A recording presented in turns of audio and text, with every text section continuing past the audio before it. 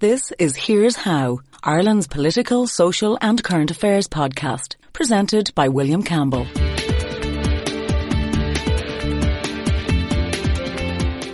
Thank you for downloading episode 52 of Here's How. You might remember in podcast 50, I investigated the campaign against the Gardasil HPV vaccine. In this podcast, I'm talking to two women who have been researching the issue further and looking into some of the people behind the campaign.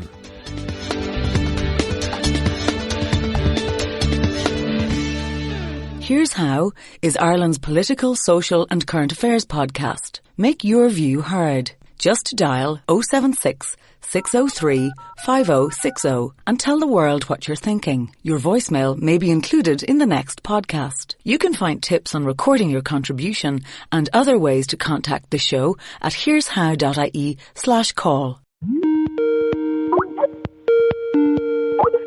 On a Skype line now, I have Fiona O'Leary. Fiona, I understand you're the mother of two autistic children, is that correct? Yeah, I have 5 children altogether and 2 of my children are on the autistic spectrum. That's true, yeah. And can you tell me how first you heard of, or how were you introduced to what's called the Master Mineral Solution, MMS? It was in 2014 that a lady in Germany actually alerted me to this awful product. She told me that they were giving this to autistic children in many countries and around the world, and I then investigated to see if it was available here in Ireland, and discovered that it was for sale here in Ireland. I also discovered that there is a cult called the Genesis 2 Church who basically make this product and offer it as a treatment for all diseases from cancer, AIDS, Ebola, and unfortunately for autism as well, which is not a disease, to clarify. Mm-hmm. It's a neurodevelopmental condition which cannot be cured. And I discovered that their headquarters in Ireland were based in Kildare, and I actually rang them via their website. It was called MMS Ireland at the time. And I spoke to a man called Patrick Merlihan, who identified himself as the Irish representative for the Genesis 2 Church. He offered me MMS for my children and said he could post it to me. I reported him to the authorities in summer of 2014 and made a proper statement with the HPRA, that's the Health Product Regulation Authority here in Ireland.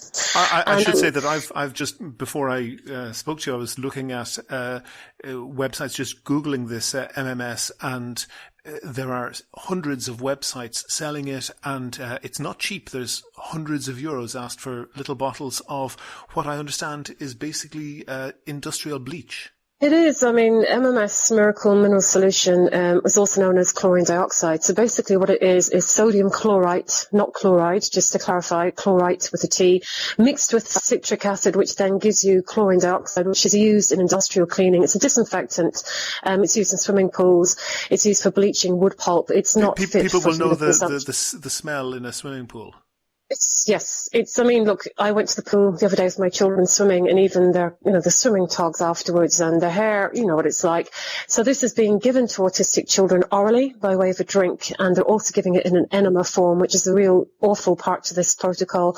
Children have to have bleach enemas up to 6 times a day, actually, because this cult are telling parents that their children, autistic children, are riddled with parasites and worms. This is the cause of autism, and by bleaching these fictitious worms and parasites, they will recover their children from this condition. Primetime on RTE, the RTE TV programme, did an expose on this. They showed a laboratory test of the product. It showed to have more than 500 times the safe limit of this chemical in it. And you were involved, I understand, in a court case to have this banned. Yes, so I mean, Primetime aired last year, so I would have been involved in that documentary. It took about 9 months to make, and it's probably the best, I have to say that, because it really addresses many factors of this awful protocol. And even in the testing with Primetime, they discovered it was even worse, that what remained when the dose was being given to these children was actually stronger doses of sodium chlorite, which is actually more potent than chlorine dioxide. So there was like a higher level of this sodium chlorite, which is even more dangerous than chlorine dioxide, in this mix that they had tested in the lab. I don't want to go too much into the chemistry of it, but suffice to say this is a chemical that's absolutely not suitable to be ingested. No, it's not in any shape or form. And I suppose, when I reported, like I said, this Patrick Merlihan to the authorities, that led to the court case that was last month, basically in October. I was in court, so I was a witness. Yeah, and it was actually, sorry.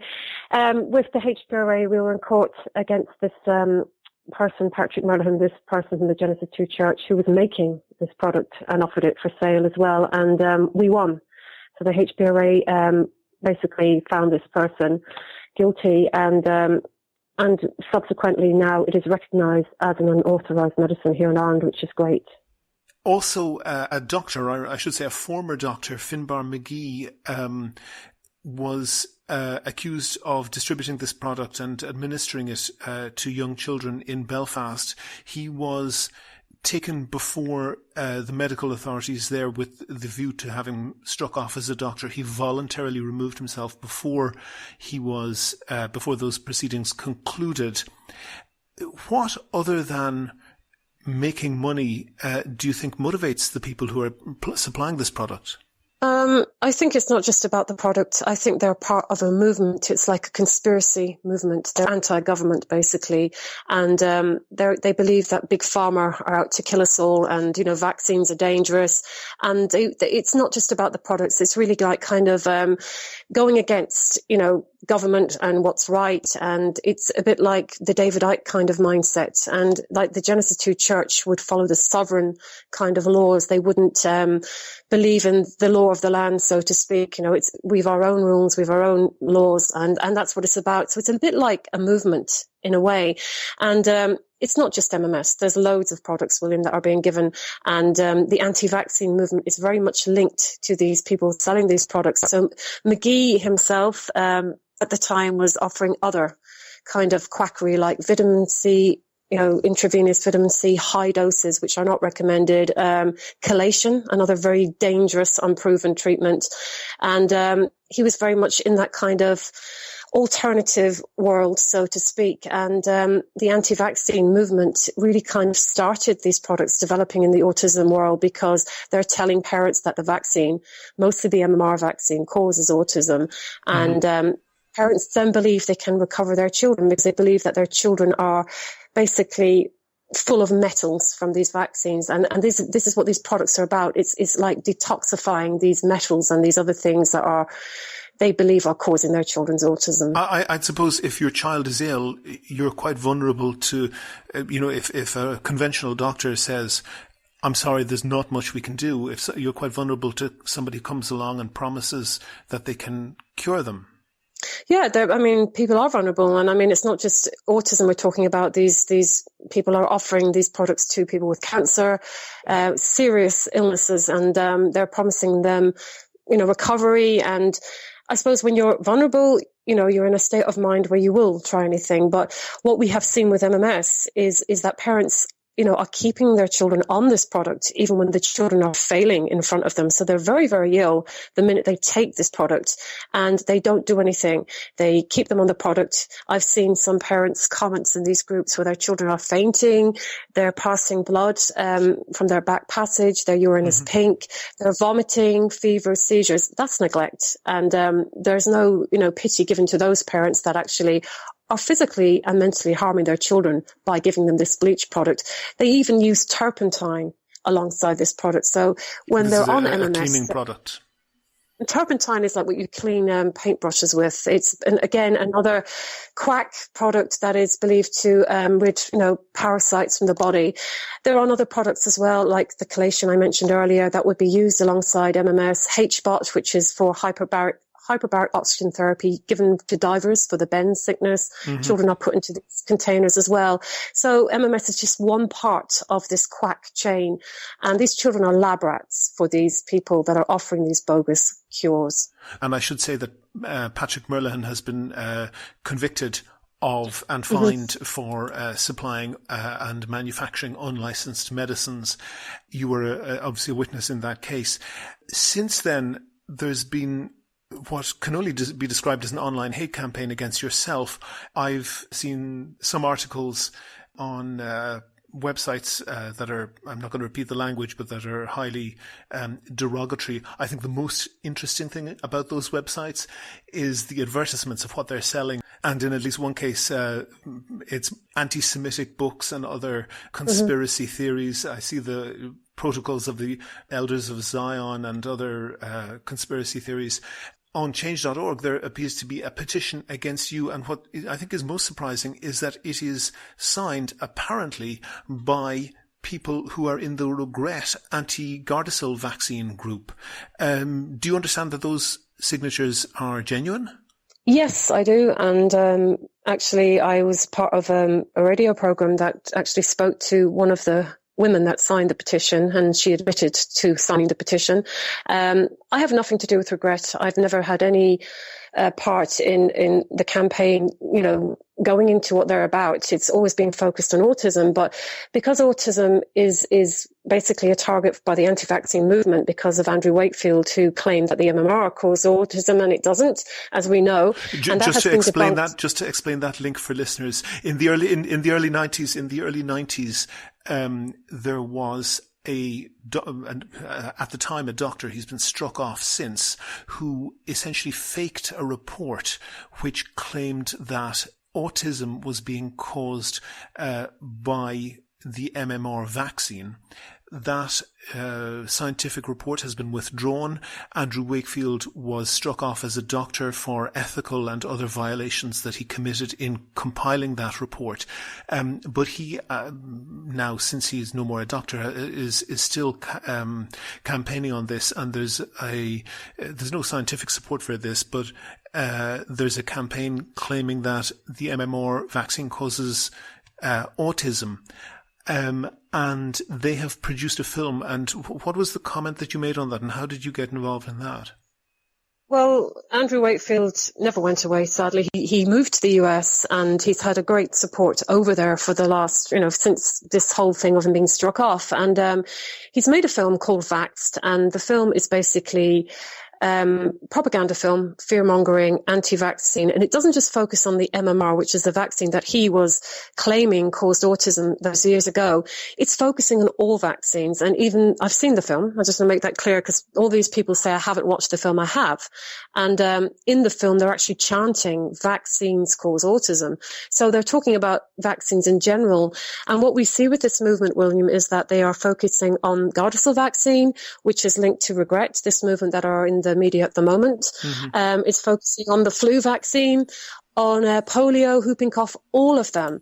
And it's really, really dangerous. And what we did in the summer was we actually made a petition ourselves to not have this film brought to Ireland, because we really think it's a dangerous film. Mm-hmm. And I'm not alone. My thoughts, there's scientists, there's doctors, great writers out there who are all in agreement that this film is dangerous, because we are seeing a decline in the take-up of these vaccines which save lives. We know that this film is widely available online, though. It is, but I mean, there is what they wanted to do, I suppose, is hold a proper screening here in Ireland in a cinema or in some kind of, area where they could bring people. This is what's happening in America at the moment. The film has been on tour all summer long. So they've been traveling from, all over America, basically trying to get screenings, and they have succeeded in many places. They've even succeeded in meeting, politicians, mayors. It's been a disaster, and it's really, really frightening. And they're also going into homes of autistic children and filming them in very, awful positions. There was one instance where they went into this child's room and, filmed her in her bed, just awful. No regard at all for the child who didn't want to partake in their filming, I can tell you, at the time. And basically lying to parents. All the science is there that the MMR especially is not linked to autism. And what we're seeing, I suppose, are groups like Regrets linking in with Wakefield's campaign. And they're hand in hand. I mean, even if you go on the Regret Facebook page, you will see Andrew Wakefield promoted ongoingly. So they kind of support each other. So when I spoke out against this film during the summer, firstly, I was threatened by Andrew Wakefield and his cohorts. Firstly, what happened? I was threatened legal action. So I got a letter sent to me from America, basically telling me to stop talking about the film in any form, meaning I couldn't talk to my cat or dog about the film. In fact, I have a copy of the letter here in front of me. It says that your comments regarding the film are defamatory. Well, that's open to question. And with regard to the filmmakers and are libelous, I don't know if they've got legal advice on that, but then they say, demand is made that you immediately cease and desist from interfering with the distribution of the film, okay, as well as making any statement to any person with regard to the film. So they're demanding that you don't say anything to anyone. So you're breaking that particular demand by talking to me, I guess. Yeah, but I mean, it's so contradictory, because Mr. Wakefield himself is always going on about freedom of speech and how they're not allowed to have their voices heard and a platform. But when somebody speaks out against what they are saying, they don't like that at all. And I found it really just absolutely the lowest of low. And I had a lot of support from the science community at that time. They were fantastic, who came out and, basically were there for me. And I was never going to back down on that. And I don't to this day. Nothing happened, because I don't think they had any leg to stand on, so to speak, from any legal point of view. It was just intimidation. And I think that the fact that they're not sending letters to prominent writers in the science community, they thought they could bully a woman in West Cork in Ireland, just shows the kind of people they are. And after that petition and all of that, this is when the petition you're speaking of against me came to the fore. So that petition went up during the summer. Basically, it's a petition that's slandering me. I should say, just for the listeners' benefits, a comment apparently signed by Kiva Murphy, who is a leading person in Regret. I've contacted Kiva. She has not responded, but I've asked her to verify whether or not this is in fact a comment from her. The comment says, "Sign this and get this bitch away from any injured child." Then a comment apparently written by Anna Cannon. Again, I've contacted Anna Cannon. She hasn't responded, but so she won't comment on whether or not it is genuinely her, but it appears to be signed by her. It says, "This woman needs to be stopped," this woman being you. She is on a witch hunt crusade, both uneducated and mad.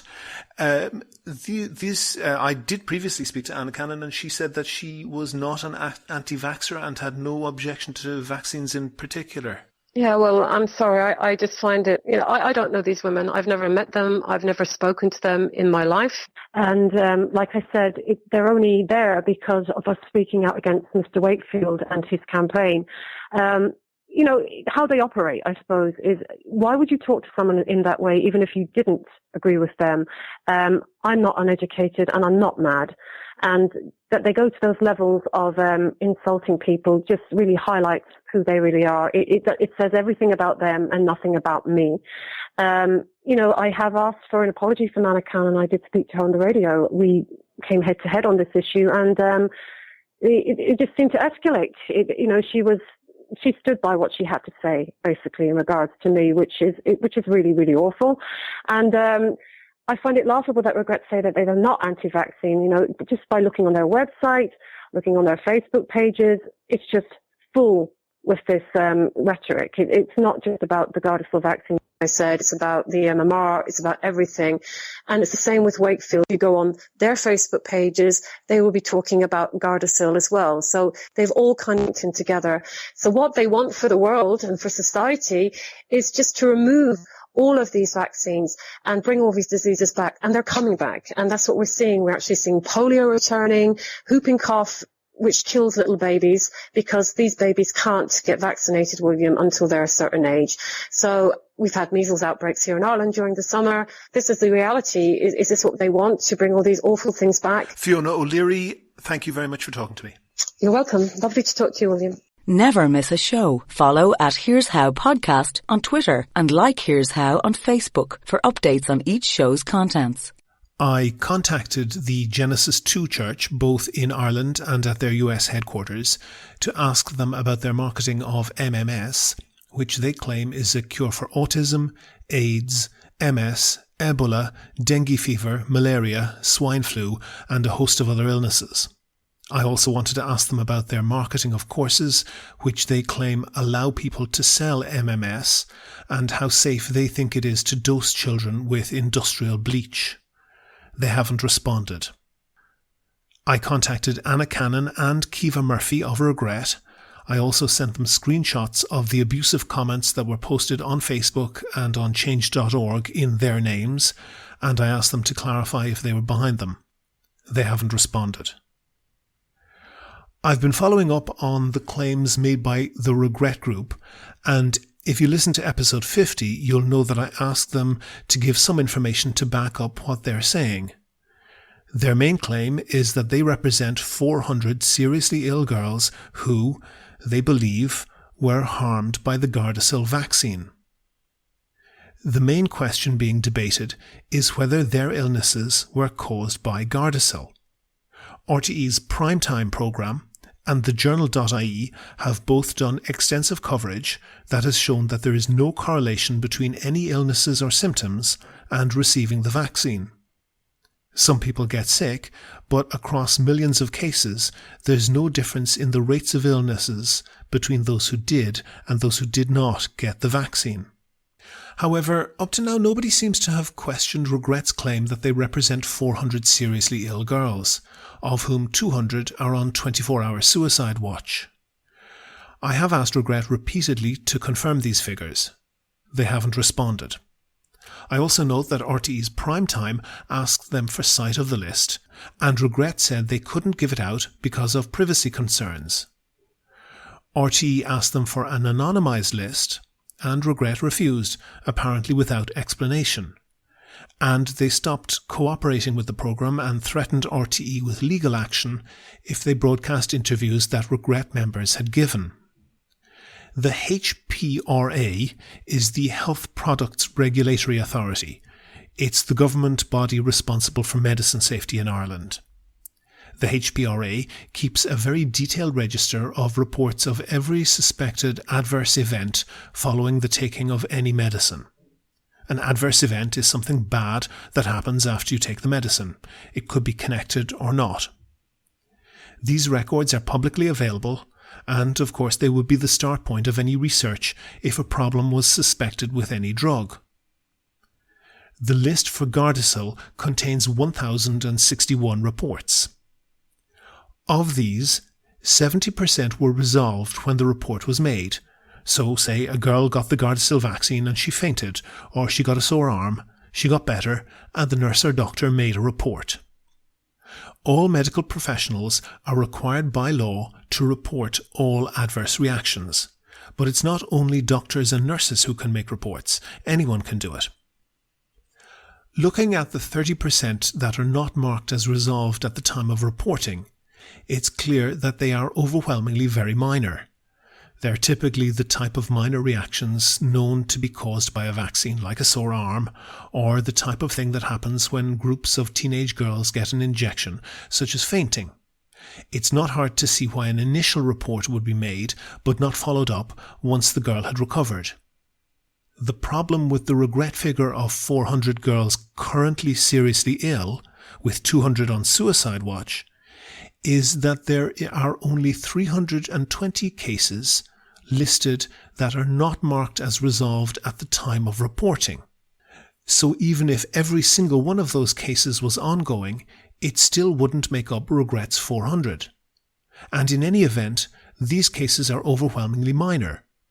It's hard to tell because Regret won't cooperate with any investigation, but even stretching it to its limit, there are only about a dozen cases that could fit the Regret profile in that 1,061. And as I said, these are just reports. There's no suggestion that this is a proof that the illness is caused by the vaccine.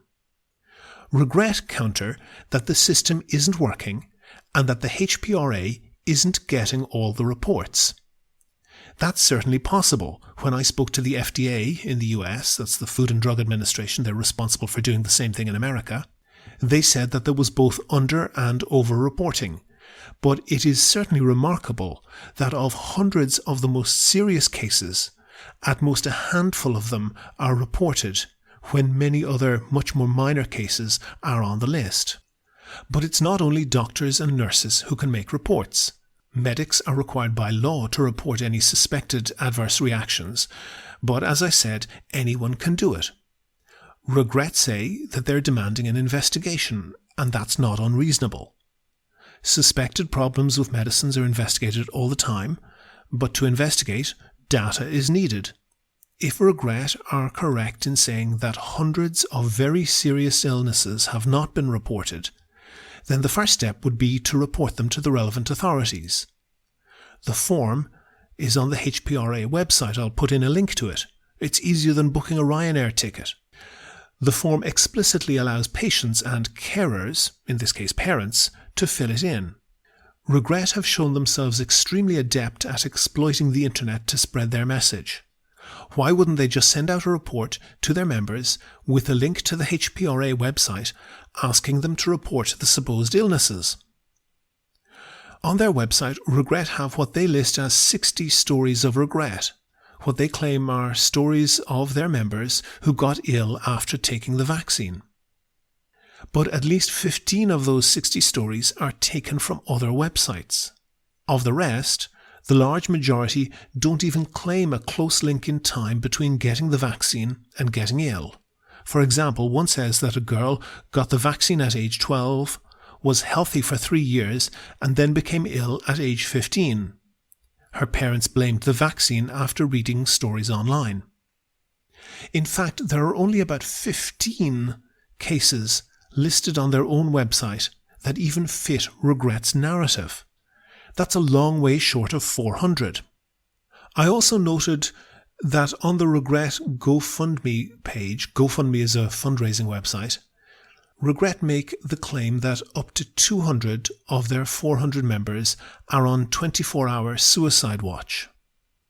24-hour suicide watch is an intensive intervention used for people who are judged to be at high risk of harming themselves. It is typically used in prisons and mental hospitals, and overwhelmingly it's used on males, who make up 80% of suicide cases in Ireland.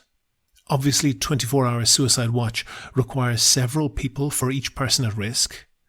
Many hundreds of people would be required to monitor the supposed 200 Regret girls who are on 24-hour suicide watch. This seems like an extraordinary claim, so I asked Regret for details. They haven't responded. The uptake of the Gardasil vaccine has dropped dramatically since the start of Regret's campaign.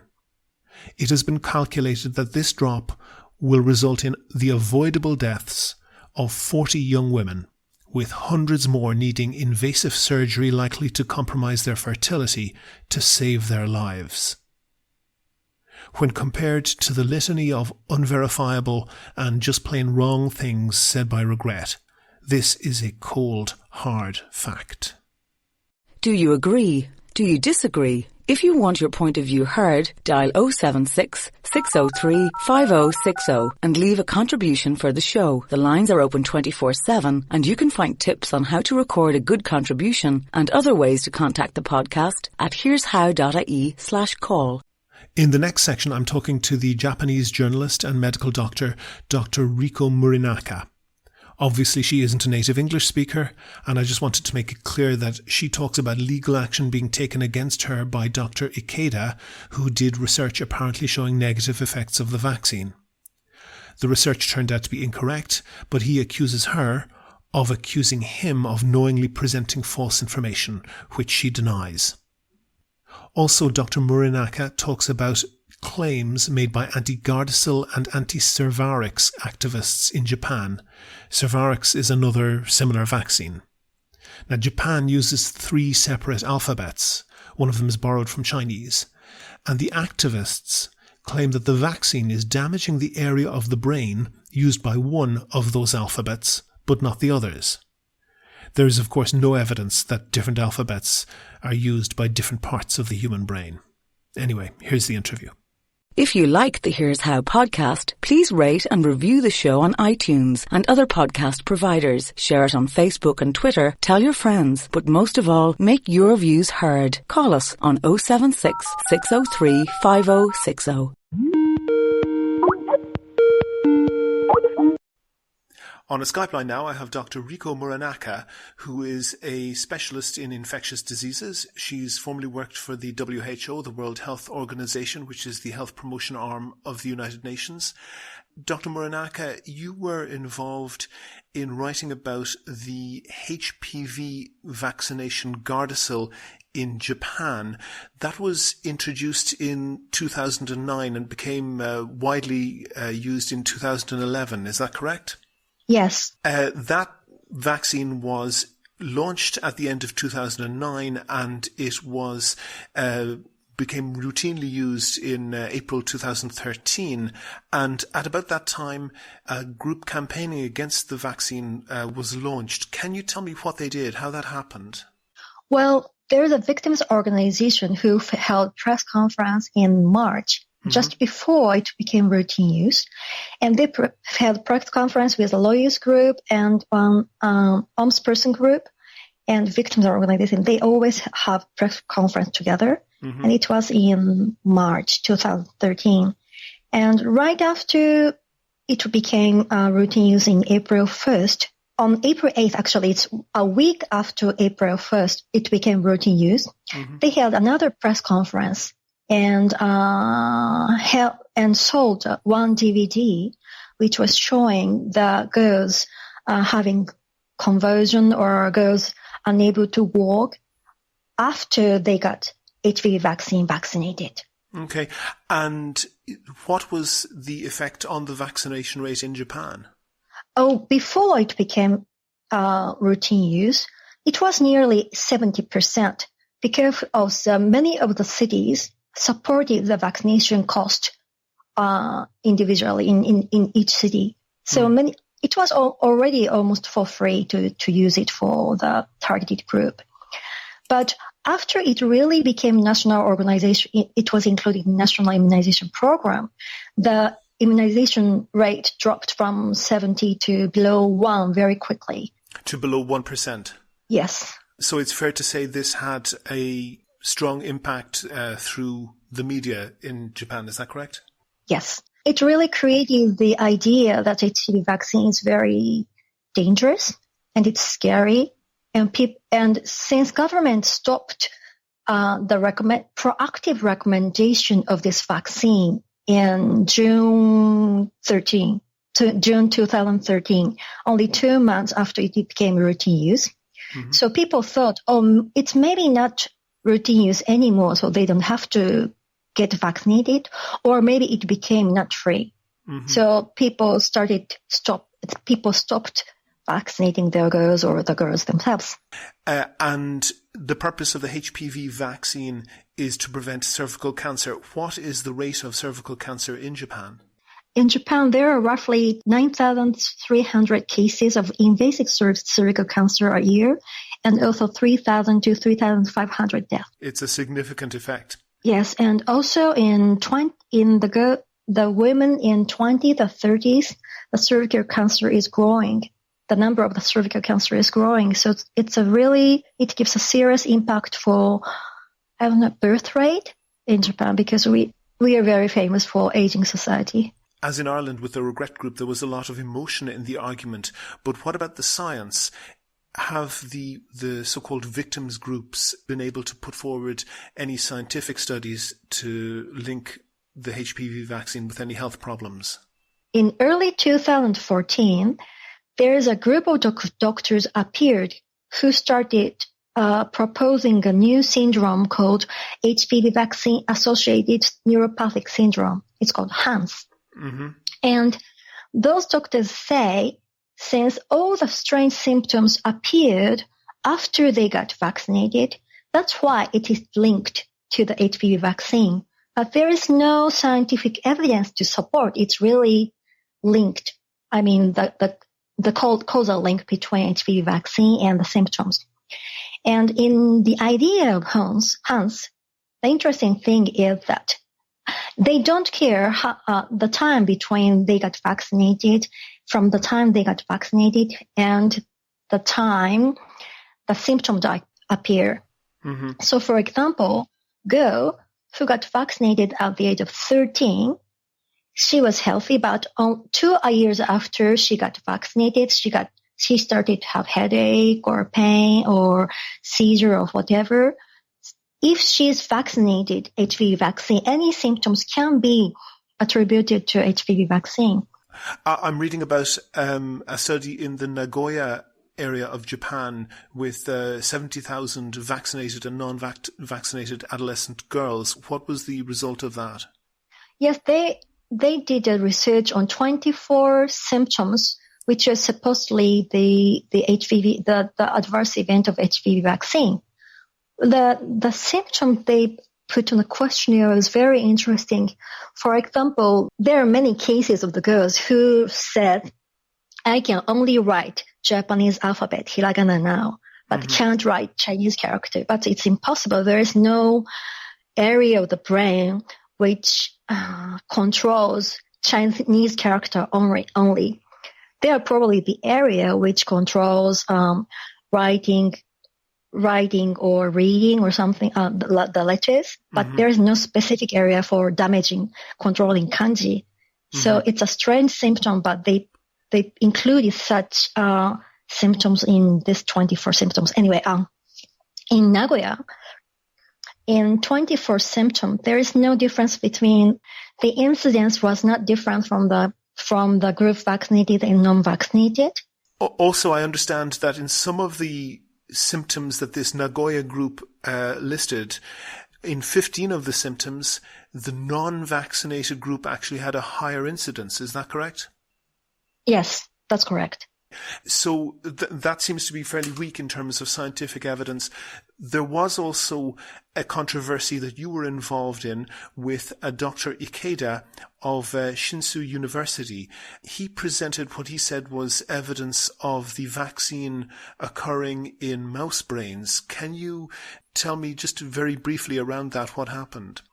Well, on March 16th, he presented genetic and mouse data at the meeting of MHLW and also on a very influential television called News 24, News 23 in Japan on the same night. And he said, without a doubt, there are signs of brain disorder. The results clearly reflect the objective findings which are common among the patients claiming such brain disorders. So what he's saying is that they can see some physical evidence of brain damage that is common to the people who are claiming that they were damaged by the HPV vaccine. Is that correct? Yes, and it was shown on mouse brain and mouse experiment.